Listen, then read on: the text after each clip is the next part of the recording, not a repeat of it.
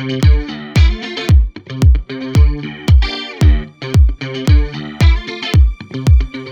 Jelena, how are you? Hi, thank you for having me. I'm amazing. How are you doing today, Hadia? Doing great. We have Hiba Mariam with us. How are you, Hiba? Hi guys. So yeah, I'm good. What about you? Good, I'm very doing good. great. That's great. So Jelena, we'll start with you. For people who know who Jelena is, why don't you introduce yourself? Yeah, of course. So I am, let me start with my job just a little bit. So I'm a PLG product specialist at Semrush. Huh. So I have been in that position for about, I think, a year now, close to a year. And before that, I was also working at Semrush as customer care, and I got promoted recently, like less than a year ago, to be a PLG product specialist. So I turned Thank you.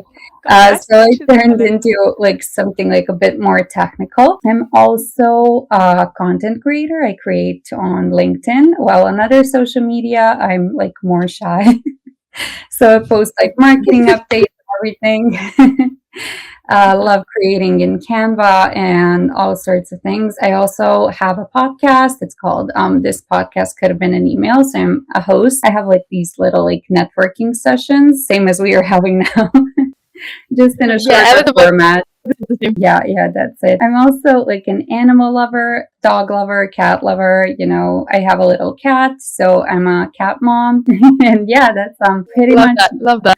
Great. Yeah, Great. Perfect. So, okay. Thank you so much for the introduction, Jelena. I love their cat mom because I am a cat person. Unfortunately, I'm allergic to cats, but I love cats. Coming towards you, can you please viewers and the listeners, who is Hiba Mariam? Yeah, sure. So this is Heba Mariam and I work as a public relations manager for AppVerticals.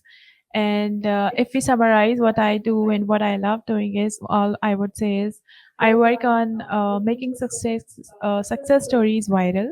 So by that, what I mean is that I actually work on creating public relations and getting stories get featured on the platforms, all the success stories that companies and the entire departments of the companies work on creating.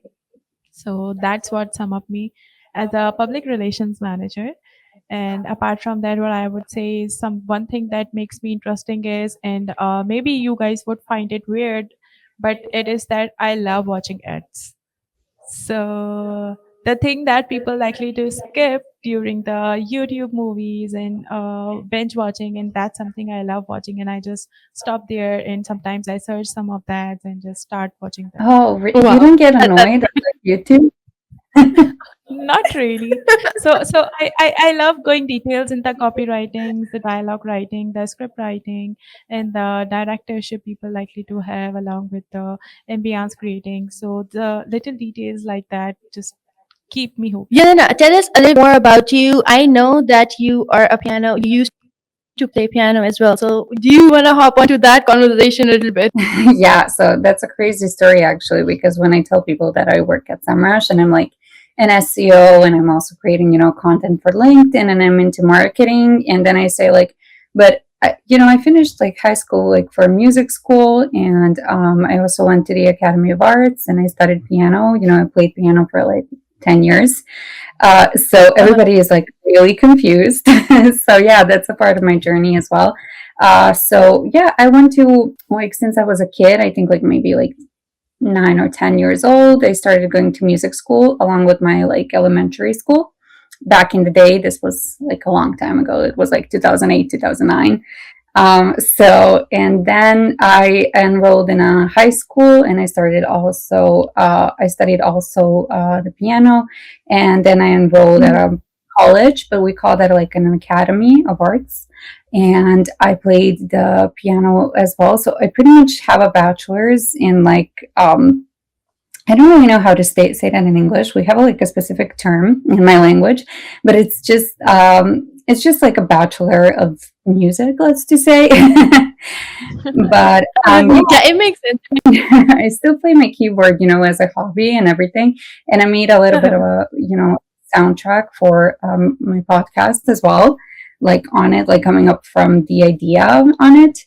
But yeah, I just hobby now, and I transitioned a bit since my whole life I was like chronically online. I wasn't just like into music. I love music. Music is everything. I listen to it every day. I can't live it without it. But Girl, I same. yeah, yeah. Whenever I go for a walk, I have my headphones in, and everything. So I can't walk outside without having headphones and listening to music. But yeah, I just, kind of switched because I was also passionate about something else. I wanted to do something else. And I got this amazing chance, like kind of pretty much randomly when I was fresh out of college, my first job and everything. So it just kind of transitioned to me being more into like marketing and SEO. And then I started getting interested in LinkedIn. And then I thought of an idea like, let's start a podcast. And it just came like one thing after another after another. So yeah, that's how we ended up here. So I love that. To be very honest, I love that you actually thought that something that that's you, as in terms of you want more creativity, you want to work in some other fields as well, and you had the guts to switch at that point in your life. Because like there are a lot of people out there who, even including me, I don't think that I have that many guts to just like, no, I don't want to work in this industry. I want to switch my industry. So that's something really. yeah, I mean, the problem that people usually have, I think people have guts. I think that people just are more afraid what someone else will say. So I think it's not like within us. I think it's about like public opinion, which is like, we shouldn't listen to that. We shouldn't give them our attention at all because it's our life and it's something that we would do. When I was talking about this, Yeah. it was actually a few months ago. I was telling this person, about my career and stuff. And he was like, Mhm. why did you do that? Why did you follow a different path? Like, I would never do something like that. I would never like waste Exactly. 15 years Yeah. like somewhere and then switch somewhere else. And I'm like, excuse me, sir, are you paying for, my bills? Are you paying for my food? Like, who are you to say these things? But also I got comments when I was, playing the piano. I got comments like, well, what are you going to do? There isn't any money in this sort of field. Like, where are you going to play? Like, why?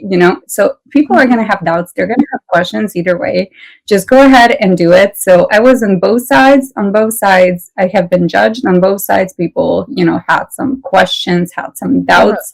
But, it's my life. I know what works for me. I know I am happy at the end of the day. And, so do what makes you happy. If something you have been like doing for the past 10, 15 years, if it no longer makes you happy, that's completely okay. And you shouldn't care about other people's opinions. You can take their advice, but at the end of the day, it's you, yourself, and are you happy with yourself and what you do? Yeah, definitely love that. So Hiba, when are you planning to switch? Well, I'm not planning to search because this is something I love doing. I Yeah. just love connecting with people. I love That's connecting great. dots, Yeah. and I love communicating with people. So this is something I'm already loving. I love that you already know that you're in a career that you're happy with. You're happy with the place you're at right now. So I love that. Thank you. So, Yelena, I have a question and I would like to know your opinion on that. And that is, like, apart from guts, I would like to know what else people should have in their like personality traits before, transitioning from one role into the marketing role. Well, I mean, they should always be brave, always be open to constructive feedback. Since if you're Mhm. new at something, I know I just said a moment ago you shouldn't care about people's opinions. But if someone says like constructive feedback to you, since I'm doing this for the first time, for example, it isn't about marketing per se, but I just started a podcast and I had people message me, hey, I don't like this like video quality. It wasn't like hate, it was just like more advice. Hey, I really I couldn't listen to it, but I would like to see like text, like subtitles on it so I can listen to it more. So it's okay to listen to constructive feedback. When you starting a new job and your boss is like, hey, this is doing okay, but let's focus on this other thing. You should listen to it, take that advice. You should be, open to change. Always push your boundaries. Don't be afraid to start something new. Don't be afraid to learn something new, because I saw people that get stuck in the same places, that usually do not have, the bravery to try something else. They are scared, because they feel like, hey, this is what I know and I should just stay here, stay in my lane. But when you push outside of your comfort zone, and when you Exactly. learn Yeah. about all these different things. Yeah, and my job is like very technical, and I wasn't a technical person. I didn't know what was SEO pretty much. I just typed into something into Google and it showed up. I didn't like know there is a whole like a thing about it, that you need to rank and keywords and stuff. And there was Yeah. a reason why this stuff shows up to me, and algorithms and stuff, whatever. So I was always like, send me these difficult things, send me the difficult tickets. I want to learn, send me something new. I already know this. So yeah, just don't stay comfortable. Keep on pushing, don't do something you may find hard, but at the end of the day, if you succeed and you learn something new, you will be like much more happier with yourself. Coming towards your said that you have a very technical JD and you work on the technical side. What is the one blind spot you think that PLG as in product-led growth is? People usually ignore that or don't really talk about it. Yes. So people usually that I see companies, most companies, they usually think, that product led is a strategy. I more so think that it's like sort of a culture shift. It's actually, Yeah. so they treat it as a growth hack, kind of.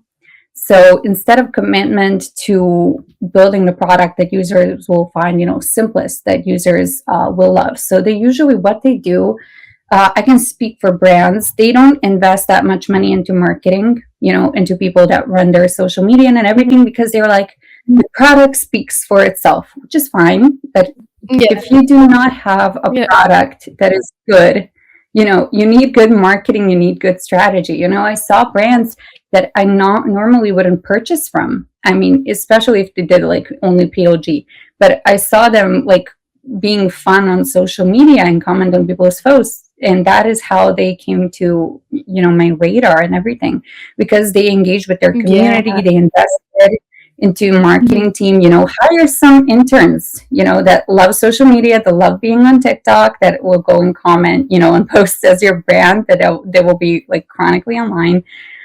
So yeah, so they want pretty much the results of PLG, without embracing, the uncomfortable parts. So they don't want to I simplify the right. onboarding. Yeah. Yeah, they don't want to remove friction or give the users control, or even aligning teams around the product experience. So it's mostly, unfortunately, today about money, money, money, money, money. It's not about, community as a Tell us whole. about that. Yeah. Uh-huh. So that is pretty much like the biggest mistake they have. They don't, focus on important parts. The important parts is still in this world, of AI, is the person like behind it. Who is going to purchase your product? You need to know exactly Exactly. who the product is for and how to market it. Mhm. Mhm. I think Hiba, as a PR manager, you can also relate to this because almost the same situation for you as well. Yeah. Yeah, that there's a big relatability because people are not prepared to market for the upcoming era. They are probably most of the time stuck for like the era that has been passed, or maybe the current era we are living in. But it's kind of a hard to make people understand that this is something you need to prepare for the upcoming years, for the upcoming era, the AI era, the era where LLMs are already leading the search engine, they're taking over the search engine. So yeah, that's completely relatable. Yeah, I completely agree. Keeping in Just mind, yeah, yeah, I completely yeah, agree yeah. with Heba. Keeping in mind, yeah, keeping in mind that the algorithm changes single day. I would say, like one day there's one trend, other day I would wake up, oh my god, I'm so done with these trends. I mean, and then again, because I think maybe for you, Yelena, you could relate to this more as a LinkedIn, content creator. That Yeah. every single day, LinkedIn, there's a new trend on LinkedIn as well. I keep seeing people, if it's a Friday, there's a Friday trend on it. If it's a Monday, there's a Monday meme going on. So You can also relate to this as well. Yeah, it changes like daily. You can't know. So I posted one day and I was like, why are my posts not getting seen? And I realized, it's Thanksgiving or something. So you can never know what happens. Exactly. Yeah, Yes, exactly. I 100% exactly. agree with that. So for you, Yelena, what was the pain point? Because I know you told us that you worked as you were in the music industry, and then you also switched. You recently towards this as well. So I want to know what was the exact point that you saw. You were like, you know what, I want to switch towards this. I don't want to work in this industry. Yes, this is something that I like, but it's more of a hobby for me, and I want to move towards SEO and more. So what was that one pain point for you? As I said, I was like chronically online my whole life. I know all Uh-huh. about the trends, all about, everything. And so the critical moment for me was actually I was posting like only when I was started posting like on LinkedIn. I wasn't posting my own content. I was only like posting what my company pretty much sent me like to promote it and everything. It's like completely optional. They like have their employees like send out, post some content on LinkedIn and everything. And I was like, oh, that's cool, whatever. And I just like posted it, and I didn't realize, from their side, they were promoting their product through different channels, different employees that have Mhm. different connections. And I was also gaining, LinkedIn traction by them giving me these high quality posts that were, amazing. And I like gained so much followers just from those Yeah. posts, so many engagements and everything. So that is what I realized. I want to do this a bit more. I want to promote myself out there a bit more. But I think the exact pain point. So after seeing how many brands talk at users, so what I like with Semrush mostly posts like educational content. They're not like, hey, Mhm. buy this, buy this, buy this. They're like, hey, okay, so we can do this. Here's how this can help you. Here, how AI is changing your search, how you can use it, how you can implement it. And here is our product if you want to do this, and that. So they first offer, quality information, education, and they make you trust them. So it's always what I've seen. What is also when I scroll, you will get a user's attention within just 1 second, and that 1 second Yeah, matters what you promote. exactly. Yeah, so that is so. I kept thinking. So if users don't feel the value with that 1 second, you know, the marketing was completely pointless. Like you may have an ad that lasts 15 minutes that you spend so much money for, but for example, another brand can post a meme that costs nothing and they gain Exactly. so much Yeah. traction and everything. So, but if you play fun with it, you can spend all these money and all this budget like just on for an ad that lasts like 5, 6 minutes. But if you like have someone that is, that knows your product and that knows how they can make fun. For example, I love Duolingo's like marketing. Like Duolingo just got, subscribers Same. like Yeah. Exactly. just like, that cute little owl and being in on the joke pretty much, posting these memes on Twitter, I think. And it was like so fun and so funny. So that is actually something that works. So that's when I pretty much realized that PLG and value first communication aren't optional anymore, they're pretty much necessary because customers need to be in on the joke, in on the product and everything. So they need to understand your product and you need to do it in the shortest time possible. So they keep their attention on it. Yes. So, Yelena, I would like to know, like, in your opinion, what's like one thing people are just overhyping in the marketing and it's not actually worth it? Mm, Oh, well, reaction. overhyping. Yeah, that's a very good question. Well, I want to say, joining in on the trends is always like good and everything, but I have to say, La Boo Boo, 6 7, all those trends. I mean, I don't understand All it. right. I don't like the movies either.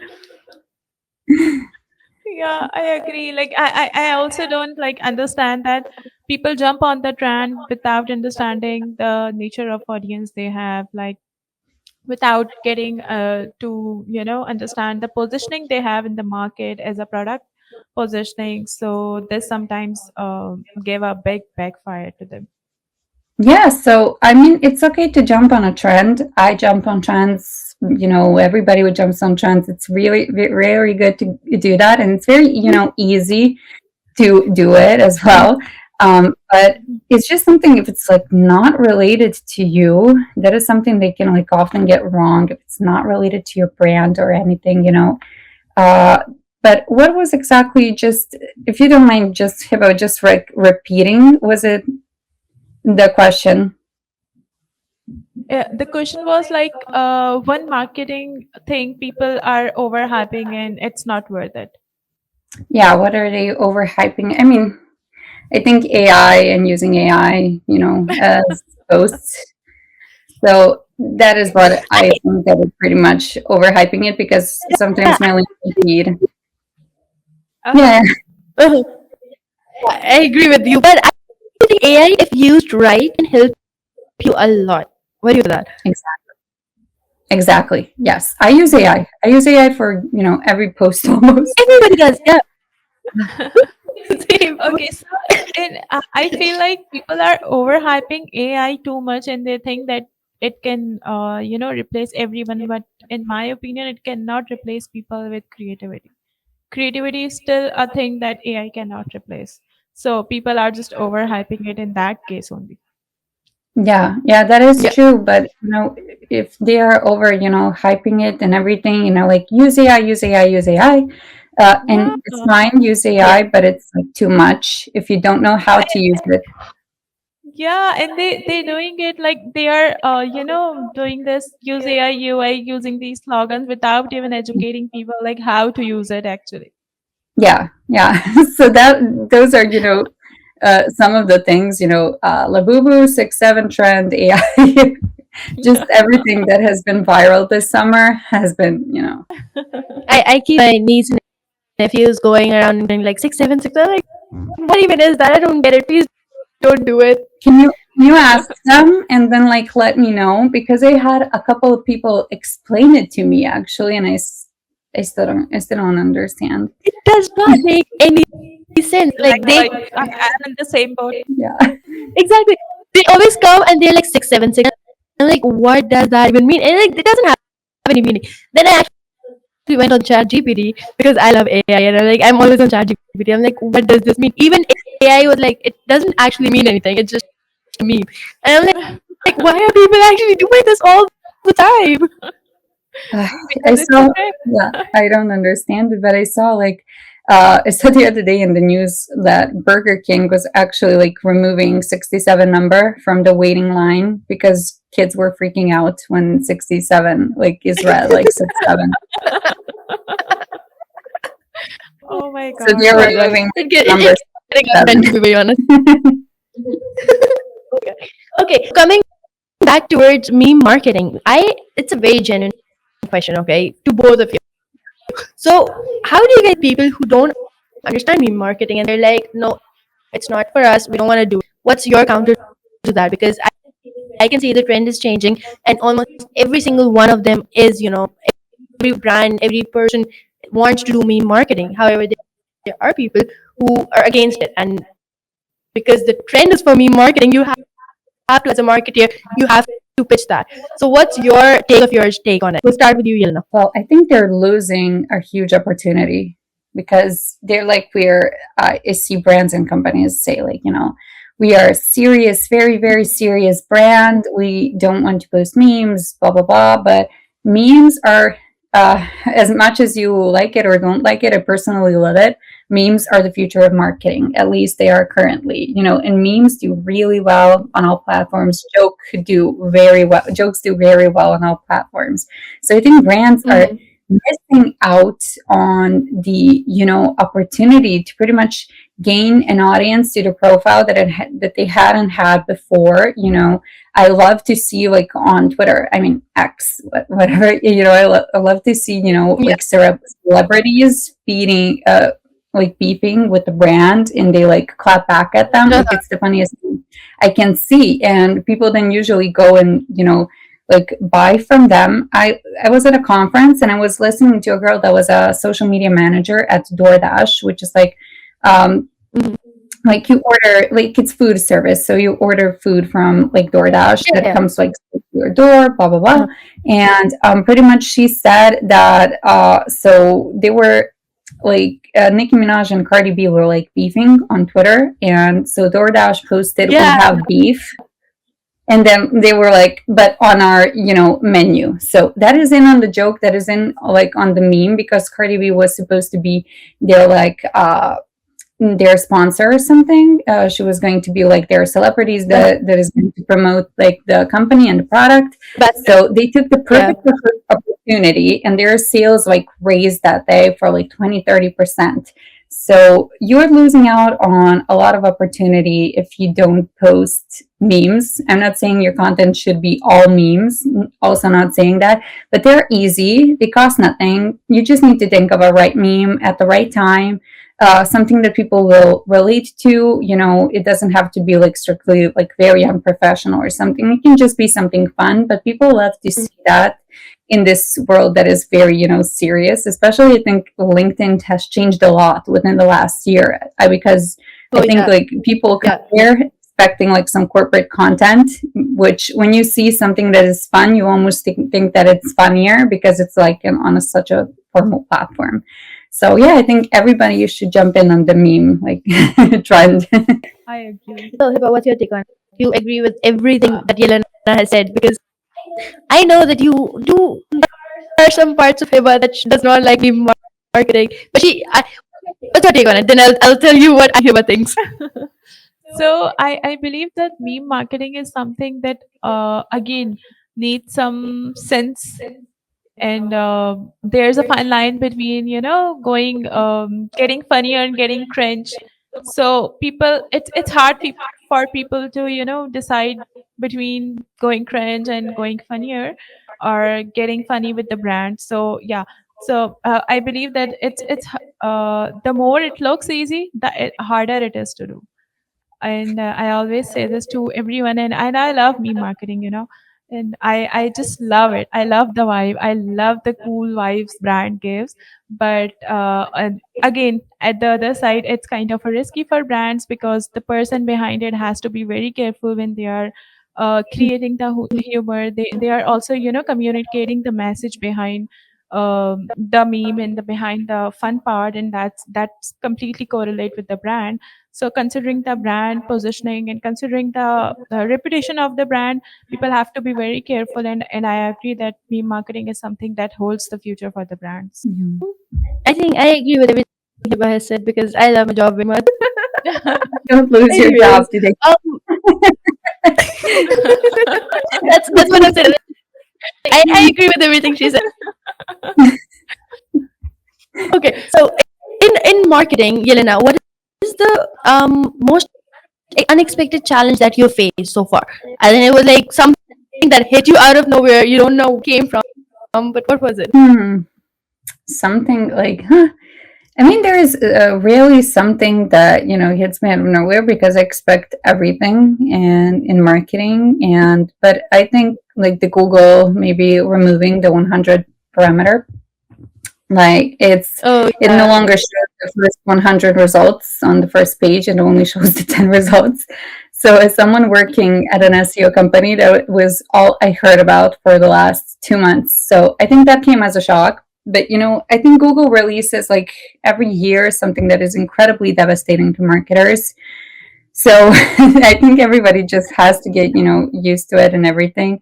That is definitely what I didn't see happening, but that is something that really hit me out of nowhere, I have to say. Everything else, it was like completely fine, but that one I think did. And also I think that in AI, pretty much when you write into ChatGPT, that it's mostly sources from Reddit and Quora, which I didn't think were reliable as much before. Yeah, Mhm. I think this was something that just came out, right? The, the information, whoever leaked this, I think it was very recent because I kept seeing memes about it on LinkedIn, by the way. But yeah, I kept seeing a lot about it. About the Google changing the parameter? No, the other one, the ChatGPT one.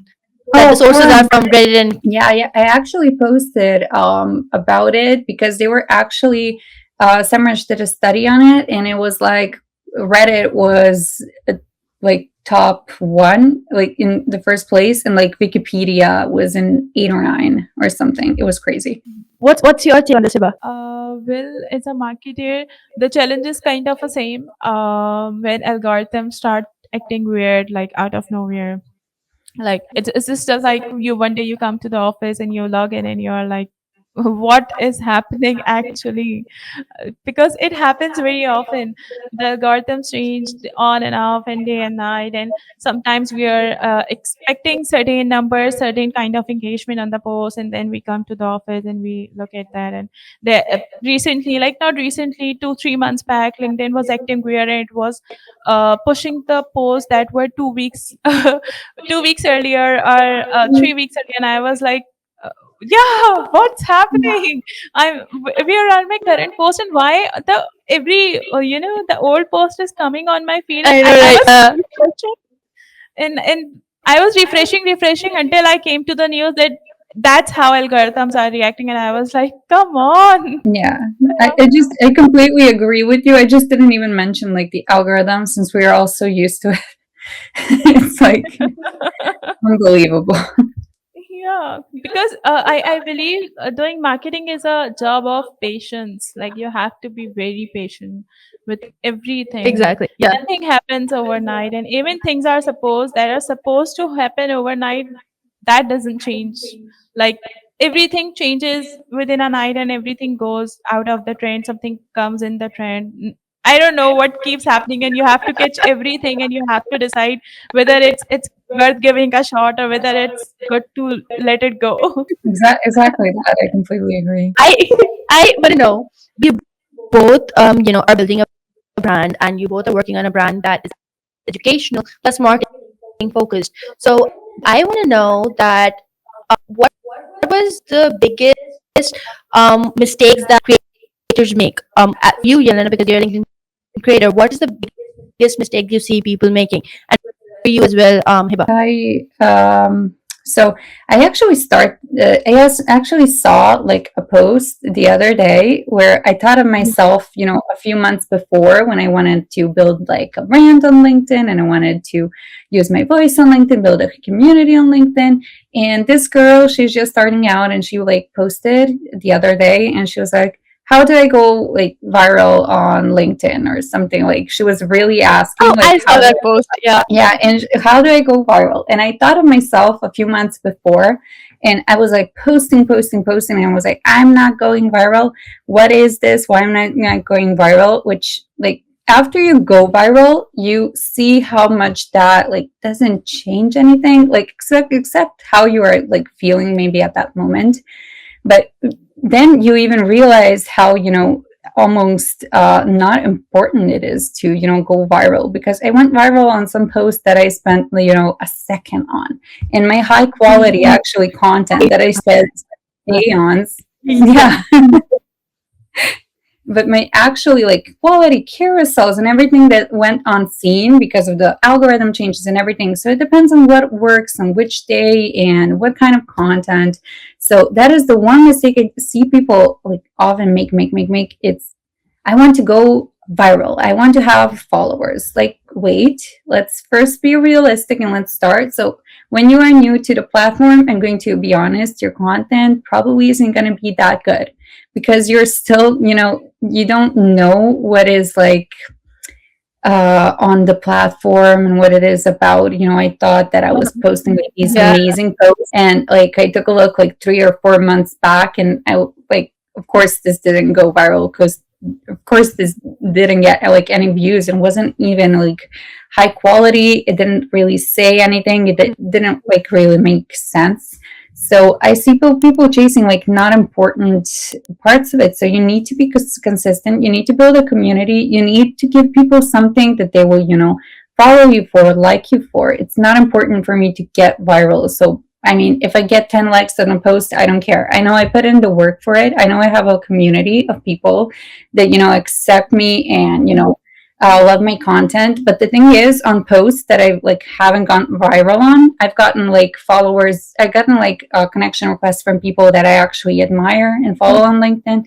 So like a huge LinkedIn creator with like 400,000 followers saw my post with like that got like 20 likes and sent me a connection like request from it. So it pretty much doesn't matter if you go viral. And on a post that I have like 5,000 likes on, I maybe had like 5 followers gained from it. Like it's crazy. But on a post, yeah. But on the posts that like do like way worse, like posts that gets maybe like 50 reactions or something, I get like 20, 30 followers. So it just shows that the algorithm simply didn't show it as much, but the people that it did show it to, they engaged with it, they liked it, and that's great. So you need to post quality content for your audience, and if you just focus on going viral, and I think people can feel that through the screen. I can feel if someone is just desperate to be viral and get only the followers. So no, it's not about that. It's like building a community. It's like also talking to other people, responding, as well to comments. So there is no like actual trick to going viral. And I think they waste time and on focusing on like creating stuff that a lot of people like instead of focusing on a niche audience catered to their content. I agree. My next question was actually about to ask you, what's the secret sauce of going viral? But you already answered that. Yeah, nothing. It's like when have you watched Kung Fu Panda? The way Pooh opens the dragon scroll. There's a scene where one is fighting for the dragon Yeah. scroll, and then Pooh opens it, and it's like nothing. There's no secret sauce to it. Yeah, exactly that. So, Jelena, would you like to share the mistakes that helped you grow in the marketing field, especially excelling in your career? Yes. So you need to, in order to succeed, you need to fail. I feel that is, the advice, that I can also give to people. You need to test out. You don't know what you want. You don't know what, I mean, for like maybe like digital marketing, for being like a digital creator, you don't know what your content is going to be. You're going to take, okay, here's my passion. Here's what I'm good at. Here's what I want to post about. But you need to try to see what works for you and what also works for your audience and everything. So that is like, there is no like pretty much secret sauce to it. You just need to keep on trying. And yeah, that is some advice that I would give, because when I was starting out, I didn't really know what to do. And I was just new to the, SEO world. And I was like, what is even Google? I don't know the definition of Google. But I just, tried, and I tried to learn as possibly I can. So, I also recommend, going to, some digital courses. I think it's never too late to learn about something, because I see like creators I follow a lot of people that I actually love what they do and how they do it. And it's good to take inspiration also from other people in your field, what they are doing. And, even from my colleagues, I, read some articles, especially like on SEO. I work at Semrush, so I read a lot of like Semrush blogs, articles. I was also reading about the Plannable, like social experience, because Ashley Narula, I love her. It's like her article, and she was talking about how she built like a community of 400,000, marketers. And it was so impressive. So never stop learning. Always keep on, reading, taking advice from people, going to conferences. Also, I've been to a lot of webinars from Pretty Little Marketer. I think you take inspiration from a lot of people. I'm not saying copy people's content, but take inspiration. And you can also see some of their mistakes. They share, a lot of them are open, and they're sharing on, their mistakes, what they didn't focus on. So I also say something along the lines of, because I love to give like LinkedIn advice, and I'm like, people,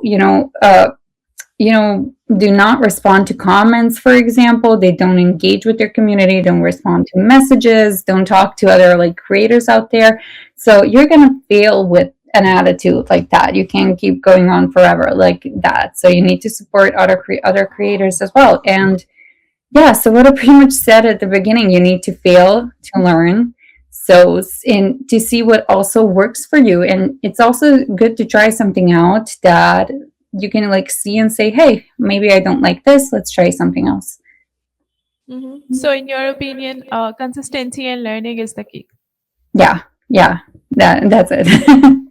Okay. So before we wrap this up, I would like to ask one more question, and that is, since you work on product led marketing, so and that is, what's one misconception in your opinion the founders have when it comes to about launching the product, especially the founders who are new into the market? hmm Well, this is a very good question because I have a lot to say about this actually, because I see a lot of mistakes daily and everything. But so I see brands and pretty much founders when they're launching a product or like launching a podcast, launching an app, whatever. I see they want this to go in front of as many people as possible, millions, as much as people possible. And instead of focusing on like creating it for like 1,000 people, you pretty much like dissect the product, and you do not make it specific to one type of audience. You make it specific to like 10 types of audiences. And so you don't focus specifically on a group of people. And I think people are making a mistake there. Founders are making a mistake there. So why not take something specific that nobody has done before, that a specific group of people need? And instead of focusing on like 1,000 people or 2,000 or 3,000 people, and catering it to be a little bit about everyone. So if you see a product that with the match has like 1 out of 10 like things you need, you're not going to buy it. But if it matches like 10 out of 10, you're more likely to buy it. So they may like, if they get it in front of 1,000 people and they like include one thing to, help like other people, for example, you're selling a product, but you're only selling it in a color of pink because you want to only market it to girls, but you are using it, but it's like a ring camera that you can, it's, sorry, I just gave a lot of examples, but I'm pretty much, if you just like take, That's fine. I don't know how to explain it. But pretty much if it's better to have 10 consistent it's not catered to just one. Like for example, correct me if I'm wrong. For example, there's a rumor like you said, but it's pink. So men can't really use, for example, men who don't like pink, they can't really use it. Yeah. Instead of pink, you can also launch colors. Correct me if I'm wrong. Is that what you're trying to say? Yeah, pretty much that's it, what I'm trying to say. Thank you for helping me with that. I got lost in my own words, I think. Sometimes it happens. It happens with everyone. I actually have a very genuine question for you. So, for someone who is building a product right now, so what are the 3 advice that you're gonna give to them from scratch? They're starting from scratch. So, growth. What are the 3 advices you would give? Listen to your audience. Listen to people that follow you. I already talked about like that at the beginning. Constructive criticism. So identify, a painful, like even like a repeated problem, something that like people complain about, which like brands often ignore their customers' complaints. It's fine if the customer is like, hey, like, I don't like you guys. You made me mad because of this, and this, and that, whatever. It's not constructive. But if they give something constructive, like, hey, this is good, but I would really make this more like this, and that. It's okay to look like into it, and it's okay to see, hey, maybe this doesn't work for me, but it's okay to take their constructive criticism. So that's number 1. So identify a painful problem, something that people, complain about, something that you can fix. Listen to your audience, pretty much. And also build the smallest solution that delivers like immediate value in less than 60 seconds. And also the third one, test onboarding with real users live and optimize activation before it becomes effortless. So I'm pretty much like listen to the audience that you are going to like cater for. Yeah, Makes sense. that's beautiful. To be very honest, I think if you know your audience, the specific one that you're making a product for, a market gap that you saw, and you're making it for them, you should always listen to. That's great. Yeah, thank you so much. Okay, so before we finally up this up, anything that you want to say to the viewers who are listening right now, Hiba, for you as well, anything that you guys want to, as marketers, as a PR manager, as someone who has been working in marketing, Jelena, what is something that's advice that you would say, that this Yeah. is one advice that you should follow as a marketer? Yeah, so if you're listening, you're awesome. We love you. And one advice I would give you, Yeah. and one advice I would give you is stay true to yourself. And everything can change. Everything changes. Meme marketing may not be a thing. We may be all like robots talking to one another. Who knows? But at the end of the day, stay true to yourself. Know your passion and stay true to your passion as well. If you know what you're going to do, and you don't know how to do it yet, it's okay. It's okay to fail. Just stay true to yourself. And yeah, that's it from me. Perfect. Hiba, what about you? So my advice to all the ones who are viewing this would be that people mostly underrate the worth of connecting with people. And I always say this, that networking is networking. So you never know which network can take you where. So always keep making connections and keep communicating people. And I know it's kind of a hard for people to communicate, some especially for the ones who are introvert. But I always say that one skill, if you want to work on yourself, so work on communication skills. This is the most important skill everyone should have in whatever field you work. Yeah, I agree with that. That's amazing. Yeah, great. Well, it was a great podcast. Last thing that I always ask clients before, anyone who is on the podcast, where can people find you, Jelena? Where can they go and connect with you, or have a quick chat with you? Where can they do that? They can do that on LinkedIn. I have other social media, but I don't post as much. I have public accounts. They can find me there. But I'm also like Jelena Berker, like the same as I am on LinkedIn, like full first name, last name, nothing else with that, on like TikTok and on Instagram as well. But I use it like as almost like a close friends app. I rarely post there. So where I'm most active is LinkedIn, and you can find me on LinkedIn. Like I respond to messages within like 2 minutes. So I'm always on LinkedIn. You can find me there. It's Jelena B and then dot. You can reach out to me there. You can reach out to me in DMs, and in my profile section, I also have an email that you can reach out to me to. I also always need more guests for my podcast. So if it's something you're interested in, feel free to reach out. If you want to collab or whatever, you need some advice, I'm here to help out. Because like Hiba said, like it's important to network and have a community. Perfect. Where can people find you, Hiba? So they can find me on LinkedIn always. Either I'm doing some work on it, or either I'm posting. So I post not much often, but I'm always active on LinkedIn. I can vouch that whenever I go to Hiba, I'm like, Hiba, I need help. She's like, 1 minute, I'm doing something on LinkedIn, and then she's like, yeah, what were you saying? So the LinkedIn tab is always on. Yeah, so people can find me on LinkedIn and they can reach out to me for whatever support they want. Perfect. Love that. And I am, as always, Hadiya, I'm the host. You can find me wherever you want to. And with that, I am so happy that you both joined this podcast. I am, this one was really great. Thank you so much for both of you. I hope you both had a very, very great day. Yeah, it was amazing, and thank you for having us. Thank you both. Thank you for having us, and thank you for inviting me. And you two were amazing. Thank you. I love how professional everything is and how fun this talk was, actually. Yeah. Perfect. Well, love the way this podcast is wrapping up.